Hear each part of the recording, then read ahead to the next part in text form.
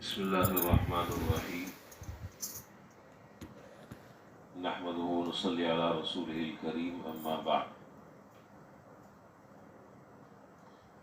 حضرت عبداللہ بن بسر رضی اللہ تعالیٰ عنہ کی روایت کل شروع کی تھی۔ وہ فرماتے ہیں کہ جناب نبی کریم صلی اللہ علیہ وسلم کی خدمت میں دو صحابی دیہات کے رہنے والے حاضر ہوئے اور انہوں نے دو سوال کیے۔ ایک سوال یہ کیا کہ اللہ کے رسول، تمام لوگوں میں سب سے اچھا آدمی کون سا ہے؟ تو آپ نے ان کے جواب میں ارشاد فرمایا کہ سب سے اچھا آدمی وہ ہے کہ جس کی عمر لمبی ہو، اور عمر لمبی ہونے کے ساتھ ساتھ اس کے اعمال بھی اچھے ہوں۔ طول عمر حسن عمل کے ساتھ اگر ہو تو یہ آدمی اللہ تعالیٰ کی نظر میں بہت اچھا ہے۔ ظاہر ہے کہ جب زندگی لمبی ہے تو انسان اعمال بھی کرتا رہے گا، اور جب زندگی ختم ہو گئی تو اعمال کا سلسلہ رک گیا۔ اسی لیے حدیث میں جناب نبی کریم صلی اللہ علیہ وسلم نے ارشاد فرمایا، اذا مات الانسان انقطع عمله، جب انسان مر جاتا ہے تو اس کے اعمال کا سلسلہ منقطع ہو جاتا ہے اور ختم ہو جاتا ہے۔ مرنے کے بعد کوئی آدمی اپنے نامہ اعمال میں ایک حبہ برابر بھی کسی نیکی کا اضافہ نہیں کر سکتا، اس لیے کہ عمل کا دروازہ بند ہو گیا۔ اور توبہ کا دروازہ اس وقت تک کھلا ہے جب تک انسان پر سکرات موت طاری نہیں ہوتے اور نزع کی کیفیت نہیں آ جاتی، اس وقت تک دروازہ کھلا ہے۔ اور جہاں یہ سلسلہ شروع ہوا اس عالم بالا کی چیزیں منکشف ہو گئی، بس اب نہ توبہ تلہ، نہ رونا دھونا، کچھ نہیں، سب ختم۔ تو خلاصہ یہ نکلا کہ انسان کے پاس اللہ تعالیٰ نے زندگی میں بڑا موقع ہمیں اور آپ کو دیا ہے کہ اس زندگی کے مواقع سے اور اس وقت سے ہم فائدہ اٹھا لیں۔ ایک لمحہ بھی معمولی سے معمولی وہ بھی انسان کے لیے قیمتی ہے۔ چہ جائے کہ زندگی کو یوں ہی گناہوں میں اور لا یعنی کاموں میں صرف کر دیا جائے، یہ ایسا نہیں ہے کہ آپ نے جو ہے وہ ایسے کاموں میں زندگی کو اور اپنے اوقات کو صرف کر دیا کہ جی یہ تو میرا مسئلہ ہے، میرا تو یہ ذاتی معاملہ ہے، وقت میرا ہے۔ آپ کا نہیں ہے، آپ کو اللہ تعالیٰ نے یہ ساری چیزیں مستعار دی ہیں، اور کل قیامت کے دن یہ ساری کی ساری چیزوں کا جواب دینا ہوگا، ورنہ قدم اپنی جگہ سے نہیں ہل سکتے۔ ایک قدم آدمی نہیں اٹھا سکتا اپنی جگہ سے جب تک کہ ان چیزوں کا جواب نہیں دے گا۔ کہاں گئی وہ تمہاری جوانی جو ہم نے تمہیں دی تھی؟ کن کاموں میں صرف کیا؟ اس کا جواب ہر ایک کو دینا ہے، اس کی تیاری کر لینی چاہیے۔ تو میں عرض کر رہا تھا کہ مرنے کے بعد آدمی کو بڑی حسرت ہوتی ہے، حدیث میں ہے بڑی حسرت ہوتی ہے، کاش کہ 2 رکعت پڑھنے کا موقع مل جاتا، ایک مرتبہ سبحان اللہ کہنے کا موقع مل جائے۔ لیکن آپ جانتے ہیں کہ جو آدمی چلا گیا بس وہ تو چلا گیا، اب وہی چیزیں کام آئیں گی جو دنیا سے کر گیا ہے۔ چنانچہ روایات میں ہے کہ حضرت عبداللہ بن عمر رضی اللہ تعالیٰ عنہ ایک مرتبہ اپنے چند حضرات صحابہ اور اپنے ساتھیوں کے ساتھ کہیں سفر پر جا رہے تھے۔ راستے میں ایک قبر آئی، آپ سواری سے اترے اور اتر کر آپ نے 2 رکعت نماز پڑھی، پھر سوار ہوئے آگے چل پڑے۔ ساتھیوں نے کہا کہ حضرت آج تو آپ نے عجیب و غریب کام کیا، اس سے پہلے تو کبھی کیا نہیں، یہ کون سا موقع تھا قبر پہ اترے، قبر کے سامنے اترے اور وہاں 2 رکعت آپ نے نفل نماز پڑھی، یہ تو کوئی موقع نہیں نماز پڑھنے کا۔ پھر فرمایا کہ یہ جو قبر والا ہے یہ حسرت کر رہا ہے اس بات کی کہ کاش کہ اللہ تعالیٰ دوبارہ دنیا میں بھیج دے اور اتنا موقع مجھے دے دے کہ میں 2 رکعت نماز پڑھ لوں۔ لیکن ظاہر ہے آپ جانتے ہیں کہ یہ حسرتی ہے، یہ حسرت ہے، اس کا کوئی فائدہ اس کو نہیں پہنچے گا۔ تو فرمایا کہ اللہ تعالیٰ نے موقع دیا، اس لیے جو ہے وہ میں نے سوچا کہ 2 رکعت میں نماز پڑھ لوں۔ اور روایات میں کہ ایک مرتبہ اگر کوئی شخص سبحان اللہ کہتا ہے، سبحان اللہ کتنا وقت لگتا ہے؟ سیکنڈ لگتا ہے، 1 سیکنڈ، سبحان اللہ، تو ایک مرتبہ پڑھنے سے میزان عمل کا آدھا پلڑا بھاری ہو جاتا ہے. میزان عمل کا آدھا پلڑا بھاری ہو جاتا ہے ایک مرتبہ. اور اگر کسی نے 100 مرتبہ صبح پڑھ لی اور 100 مرتبہ شام پڑھ لی تو آپ اندازہ لگا لیں. یہ تو زندگی میں اللہ تعالیٰ نے موقع دیا، اس سے زیادہ سے زیادہ نیکیاں آدمی جمع کرے، اچھے اعمال انسان اختیار کرے. پتہ نہیں کس وقت کس کی موت کا وقت آ جائے، کس وقت کون آدمی چلا جائے کسی کے بارے میں. اس کے لیے نہ بڑھاپا شرط ہے، نہ اس کے لیے کوئی بیمار ہونا شرط ہے. ہٹے کٹے آدمی جو ہے نا چلتے چلاتے چلے جاتے ہیں. اس لیے اس زعم میں نہیں رہنا چاہیے، اس خیال میں نہیں رہنا چاہیے کہ جی میں تو ابھی بڑا کڑیل جوان ہوں، ابھی تو مجھے کچھ پتہ نہیں ہے، یہ سانس ایک نکلی ہے، دوبارہ سانس کا موقع ملے یا نہ ملے کچھ نہیں معلوم. اس لیے ہر لمحے زندگی کی آدمی کو قدر کرنی چاہیے. اور یاد رکھیں کہ جو لوگ زندگی کی قدر کرتے ہیں اور اس سے فائدہ اٹھاتے ہیں، اللہ تبارک و تعالیٰ کے ہاں وہ بہت سارے نیکیوں کا انبار جمع کر لیتے ہیں. بعض محدثین کے بارے میں میں نے پڑھا کتابوں میں، بس بات صرف اتنی سی ہے کہ جس کو اللہ تعالیٰ سمجھ دے دے، جس کو سمجھ آ گئی بس اس نے فائدہ اٹھا لیا. بعض محدثین کے بارے میں لکھا ہے کہ پوری زندگی روٹی سالن کے ساتھ نہیں کھائی، اس روٹی کو پانی میں بھگا دیا، یہ چورا کر لیا، اور پھر کسی نے پوچھا تو فرمایا کہ جتنا وقت روٹی سالن کھانے میں لگتا ہے اس سے کہیں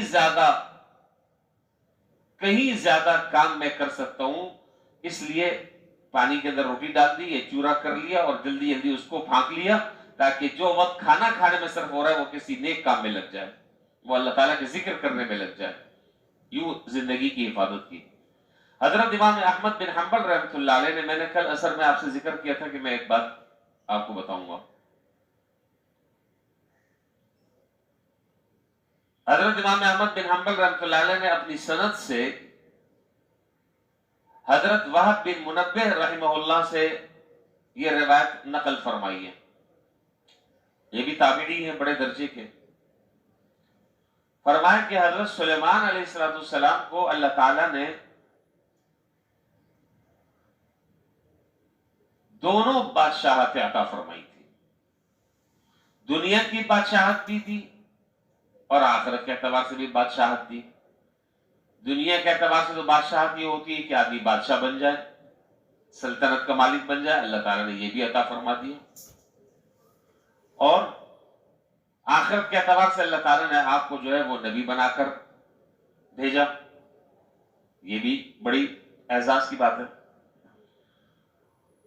دنیا میں بے نظیر سلطنت اللہ تعالیٰ نے حضرت سلیمان علیہ السلام کو عطا فرمائی، اور یہ در حقیقت جناب نبی کریم، یہ حضرت سلیمان علیہ السلام کی دعا کی قبولیت تھی. انہوں نے اللہ تعالیٰ سے دعا فرمائی تھی. وہ دعا جو ہے وہ 23ویں پارے میں ہے.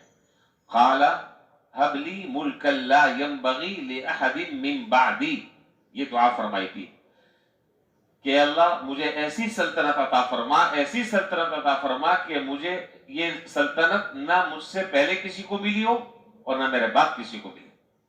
وہ اللہ تعالیٰ نے قبول فرمائی. کیا؟ فسخرنا له الريح تجري بأمره رخاء حيث أصغاب والشياطين كل بناء وغواص. اللہ تعالیٰ نے جنات کو تابع کر دیا، ہوا کو اللہ تعالیٰ نے تابع کر دیا، اور ہوا کو حکم دیتے وہ اڑا کر لے جاتی. تو حضرت وہب بن منبہ رحمہ اللہ فرماتے ہیں کہ حضرت سلیمان علیہ السلام کا جو تخت تھا، تخت شاہی، اس کی نوعیت کچھ اس طرح کی تھی کہ اس میں 1000 کمرے تھے. یہ حضرت وہب بن منبہ رحمہ اللہ کی روایت ہے، یہ کوئی آئیں شائیں میں نہیں مار رہا، حوالہ بھی ذکر کر رہا ہوں. 1000 کمرے تھے، اور اوپر کا جو حصہ تھا وہ شیشے کا تھا اور نیچے کا حصہ جو ہے وہ لوہے کا تھا. اور وہ تخت جو ہے وہ چلتا تھا، وہ پورا ان کے खुद्दाम और उनके काबीना अराकीन सल्तनत और जितने भी लोग थे सब के सब उसके अंदर बैक वक्त सवार होते थे और वो हवा से कहां पहुंच जाता था। तो एक मर्तबा उड़ते हुए जा रहे थे अपने शाही तख्त के साथ, तो नीचे जो है वो एक किसान हल चला रहा था। उसने जब एक ऐसा खूबसूरत मंजर देखा और सुलेमान अलैहिस्सलाम का तख्त शाही देखा तो उसकी जबान से निकला सुभान अल्लाह बेसाख्ता, सुभान अल्लाह। हवाओं ने ये जुमला और ये कलिमा हजरत सुलेमान अलैहिस्सलाम के कान में पहुंचा दिया। हवा तो ताबे थी ना उनके, पहुंचा दिया। हजरत सुलेमान अलैहिस्सलाम ने हुक्म दिया कि मेरा तख्त यहीं पर उतार दिया जाए, वहीं पर उतार दिया। जब वहां पर उतारा तो वो जो देहाती था जो हेल चला रहा था,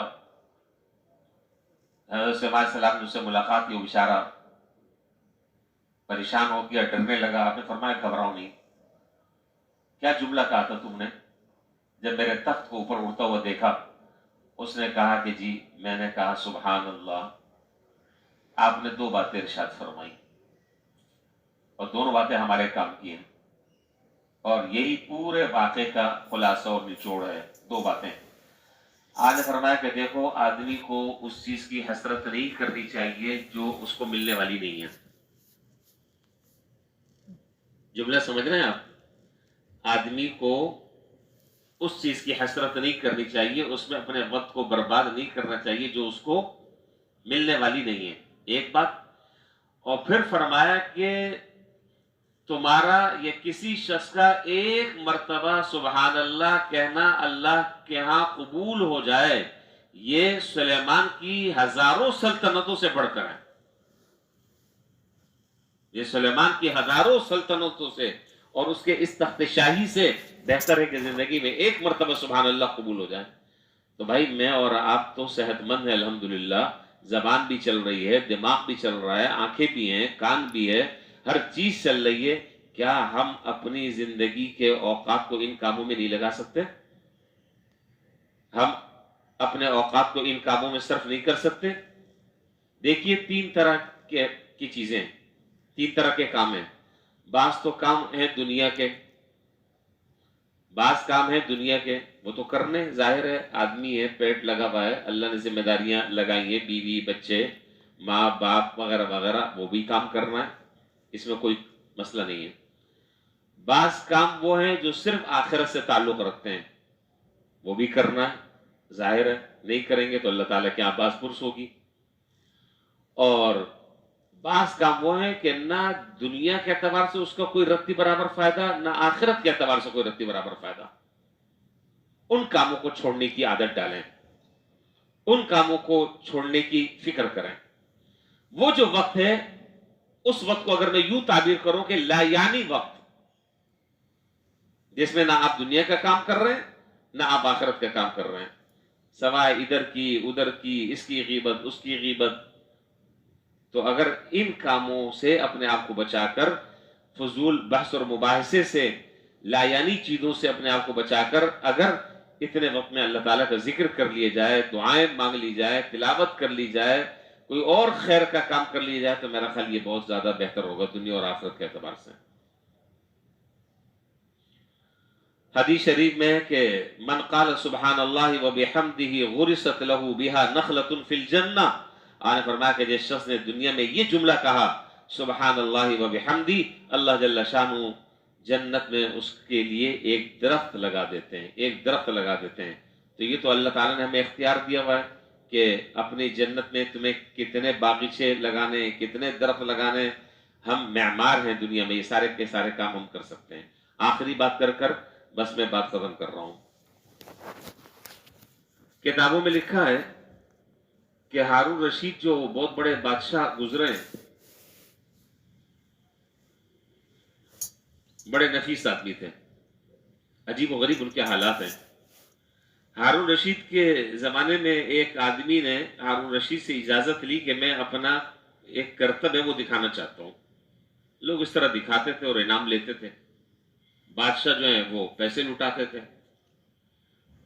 اجازت چاہتا ہوں. آج فرمایا کہ بھائی اجازت ہے. سارا مجمع جمع ہو گیا. اس نے بیچوں بیچ ایک سوئی کھڑی کی, سوئی, اور دور کھڑا ہو کر اس کے ہاتھ میں بہت ساری سوئیاں تھی. ایک ایک سوئی پھینکتا, وہ سوئی جو گڑی ہوئی سوئی تھی اس کے ناکے سے باہر نکل جاتی. لوگ تالیاں بجاتے, لوگ جو ہے خوشی کا اظہار کرتے کہ کیسا نشانہ باز ہے, کیسی کمال کی اس کے اندر مہارت ہے, کمال کر دیا. سارے لوگ ششدر رہ گئے اور حیران ہو گئے. جب وہ کرتب دکھا چکا تو ہارون رشید نے کہا کہ بھائی اس کو بلاؤ, قریب بلاؤ. جب قریب بلایا تو کہا کہ بھائی آپ کے لیے بہت بڑا تمغہ اور اعزاز ہے. فرمایا کہ اس کو 10 درہم انعام میں دے دیے جائیں اور 10 جوتے بھی مارے جائیں, اچھے والے جوتے پشاوری. تو 10 جوتے بھی مارے جائیں اور 10 درہم بھی دیے جائیں.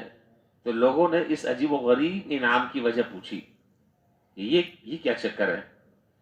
تو فرمایا کہ بھائی 10 درہم تو انعام میں اس لیے دیا جا رہا ہے کہ اس آدمی نے اس کمال کو حاصل کرنے کے لیے جان جھونکوں سے کام لیا.